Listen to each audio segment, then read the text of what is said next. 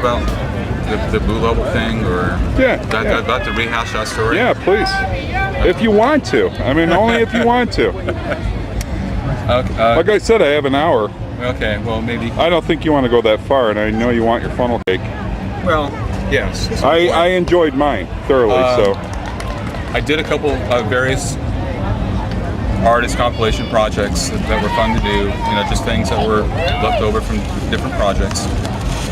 The first one I did like that was the Surely Goodness and Misery No Sense of History comp, which I did with my friend Tom Gulotta from Stunt.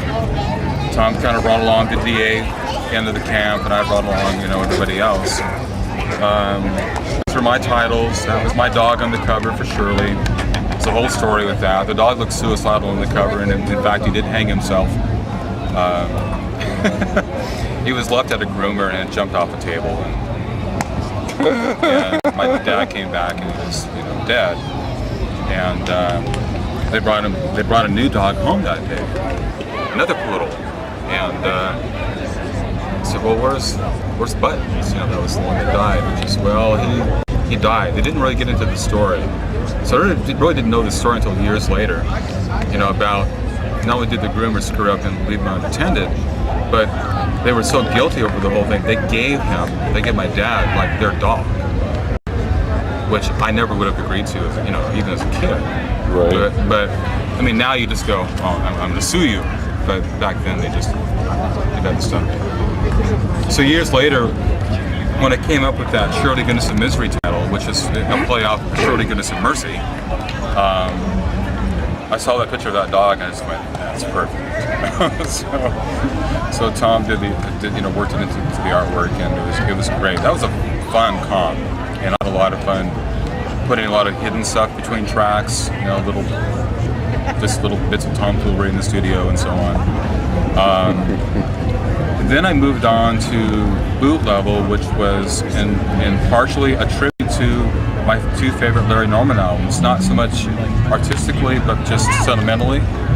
Okay. So Boot Level, or Bootleg, and Street Level. And I just combined the two words. You know, the sequel could have been Street Leg. And it was the same concept of taking things that wouldn't, well, for that one, that wouldn't have even fit on Shirley, because the quality of the masters weren't up to par. And I thought by putting them out on a compressed format like vinyl, maybe I could kind of get away with it. And then, you know, we shot the front cover in Portland.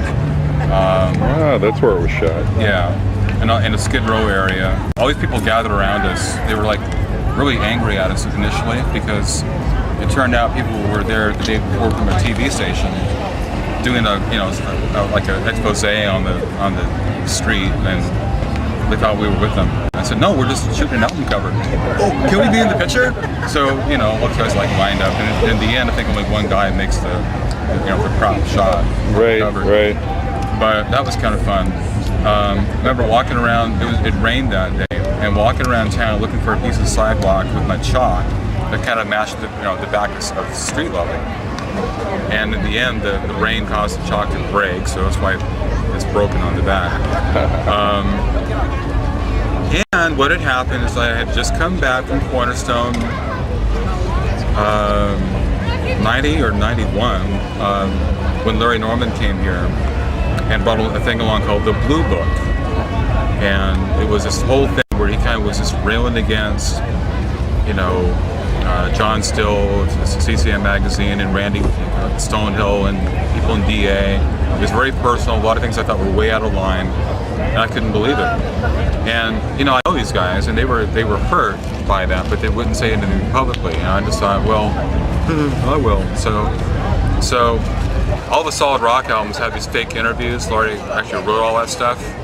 The interviews in Sky is Falling or Into the Land. I thought, well, I can do the same exercise. So I wrote this fake interview with me that went to the LP version of Boot Level. And most of it was about other stuff, but there's about 2 paragraphs where I kind of touched on the whole, Blue Book thing and Larry's, just the issues I had with Larry at that point. I knew he would see it eventually. You know, and in the years, you know, preceding that, I mean, I gotten to know Larry. I've met him several times, and you know, we knew each other. So anyway, at some point, there's a place called Long's Christian Music in Florida, and they faxed him a copy of the insert. And Larry called me up. He missed me by a few minutes. I was moving back from Vancouver, Washington to Eugene, and we never connected. I kept trying to get back to him to explain why I did this. He had just decided to just use it as propaganda to show why people are always kind of after him or something. So it really created a wedge, which he never let go of. I mean, I tried over the years to cover that territory, and he just didn't want to do it. Because I didn't, you know, at a certain point I didn't care. I moved on. You know, when I did the CD version of that, I left it out because I already made my point. But you know, I got my name mentioned more than once in his album projects. You know, very negatively. You know, and it was just so, you know, a way for him to sort of snipe back. So it's pretty weird to go from a baby Christian and you're just like you're into his records, and then you wind up being part of his record, but in a very, you know, negative fashion. Negative, sarcastic way. Yeah, it was just kind of a weird position. And it gets taken the wrong way. Yeah. Such misunderstanding in the body of But Christ. Blue Level overall, I mean, I really want to say was, for the most, I mean, 90% of it was just a loving tribute to vinyl, because I had not done a vinyl piece up until that point, and I really wanted to do one. And just a whole, you know, graphic idea from the Norman albums, and I just thought it was fun, you know. But I did throw in that little bit, and so the album became kind of, you know, infamous for that reason. We did the album version, but we did 400 copies on black vinyl, 100 on gray, marble gray vinyl, and then a couple years later, when I did the CD version, I used different songs and left out the whole interview bit and did that. There is a boot level too. I mean, I did compile another set like that. I've never released it, and I'm not sure at this point, you know, why I would, but someday maybe it's a download or something. Yeah, downloaded version. You know.